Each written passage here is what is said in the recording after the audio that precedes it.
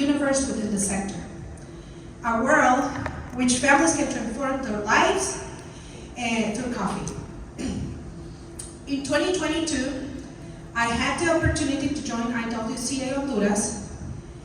This has been an experience that was a true awakening in my relationship with coffee. IWCA became a platform that has allowed me to connect with other women dedicated to the sector and also to understand the challenges we face as women and heads of households in this industry. Back then in 2022, I was just a member, but I got the benefit to be part of this organization. Since January this year, I have taken the responsibility of serving as a general manager at IWCA Honduras, a role that fills me with commitment and enthusiasm to continue promoting women's empowerment, sustainable development in the coffee value chain. As part of the benefit that I have received as an IWCA member is allow me to start doing networking with different organizations, businesses, and also other women in the coffee value chain. Allow me the opportunity to meet an organization to support me and finance one of the projects that I want to promote in my country. We had the opportunity to have our farm, our coffee farm, into virtual reality, who has been allowing me to show the process of coffee from the seed to the roasting. So back then, I wanted to show others. We have the opportunity to have tours in our farms from different groups from outside Honduras and even Hondurans who never knew how a coffee plant looks like. And you will wonder how Honduras doesn't know how a coffee plant looks like, but believe me, in the city, many people doesn't know how a coffee plant looks like. But how can I show them about coffee in a season when there's no coffee for harvesting? So I started trying to find out a good way to show others about coffee farming, and virtual reality became that opportunity. Although AMUCAFE, we call IWCA in Honduras stands AMUCAFE. When I talked to AMUCAFE and I said, I want AMUCAFE or have IWCA logo in my virtual reality program, they said, why? We didn't have funding your program or your project. And I said, no, you didn't fund it, but you were the platform to allow me to do networking with other organizations that they were funding my project. So for me, IWCA has been a platform, a window, where women can start networking and show others the potential they have as a coffee producers, and especially for women who is a sector that is very limited with the benefits for coffee. So basically, this is my story. As you heard, everything that I have learned it from my parents, but also from IWCA. My dad has been a key person in the love that I have for coffee, but also there's another woman who has been key in how I became part of AMUCAFE, and it's Maritza Midenza, which is one of the founders of IWCA Honduras chapters. So thank you very much for this.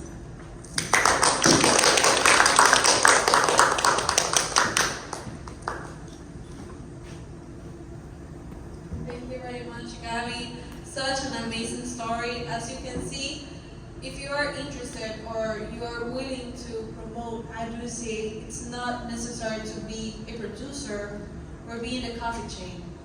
You used to say that you are a dentist, so how you are related with coffee, but you have your passion, which had made you to become even manager, and right now, such a important woman who empowers women of Honduras. So that's very important. Us, as IWCA Global, we are very thankful. Is anyone has some questions for Gabby?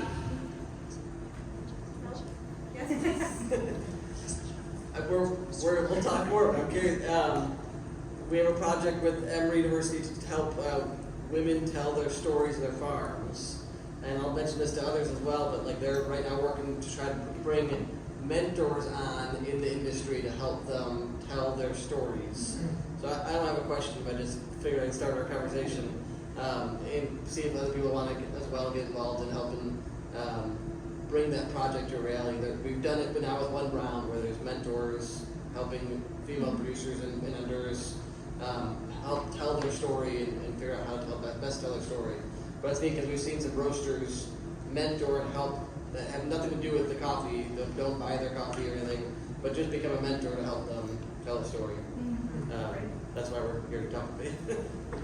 Thank you. Someone else wants to ask to Gabby? Yes, please. What would you say is your favorite earliest memory of your father and working in coffee with your father and just that experience? Well, it was fun because when we started roasting our coffee, it's way different from what we're doing right now. I remember that back then, it was the 90s. I'm not going to say so much years, so you're not going to guess my age. But in the 90s, I remember that we were bagging our coffee in those plastic bags, the regular plastic bags, clean ones, and we were printing labels on the coffee that we printed in our bubble jet printer, and we just were praying that there was not going to be water close, because otherwise the labels were going to fade, because they were only bubble jet printing on regular sticker paper that was not even glossy or waterproof. And we were going to church, selling our bags of coffee. Well, very proud, because back then in Honduras, we only have this majority brands of very known coffees that are we call it torrefacto because it's mixed with sugar cane and things like that, or corn to darker to hide the flavors. That's how they do the torrefacto coffee, is the little bags that people bring. So my dad wanted to have the country to get to know a good coffee. So we were going with our little bags at church, and first sharing and then getting people to ask us to sell them the coffee. So it was that was a great memory. But the funny thing of this memory is when we compared that to what we're doing today and how we roasted. I remember that we were used fire and with one hand just turning that. So then my dad managed to put an engine there. Just was doing it with electricity and gas, fire underneath, and we were escalating. So those are, I think, the greatest memories. See the transition between doing it very, very simple way to what we have now. Asgarante roaster. Now we use the computer to profiling. Now we get the bags who are printed in China. So how everything has been grown from a simple thing in the 90s to what we're doing that. So it's very. I think those are the greatest memory, and being able to do it as a family, that's even better.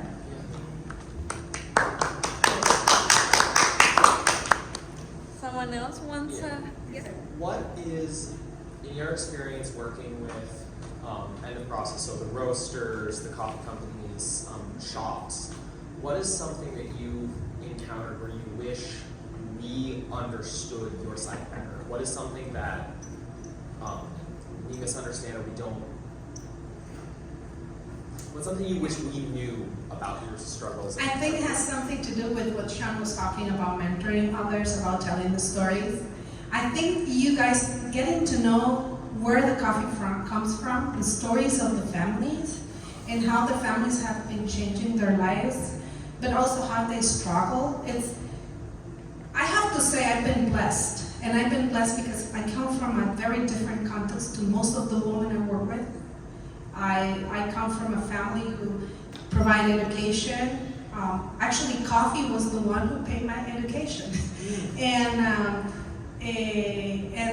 the context where I come from is not the context of, probably I will say, the 90% of the women in the IWCA Honduras.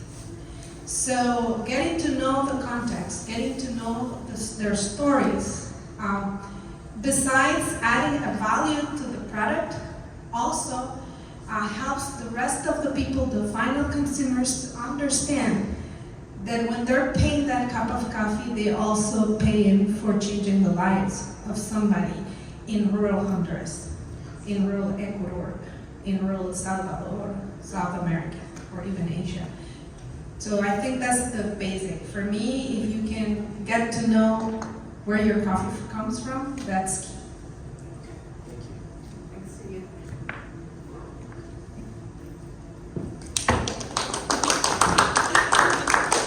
Thank you, Gabby. So from IWCA, we are giving you this as a present. Yes. Thank you so much for your support and your empowerment as manager and also member of IWCA Honduras. If you guys are interested, you can also contact her. And also we have coffee from Honduras, thanks to Evelyn, who is also a curator, and also she's a specialist in coffee. So if you are interested in any of these coffee of Honduras, you can contact her. And Thank you very much. We have also two of our coffee IWCA members, also Alexia, who is a coffee producer in Finca Liquidamba, and Finca 7 de Julio with Evelyn. So, Alexa, you also had coffee? Yes. Okay, so we have coffee from Evelyn and Alexia. So if you guys are interested, come and join and drink. and I want to say also from Cydia. Cydia lives here in the US, in Houston, and she has mandarinos coffee, who you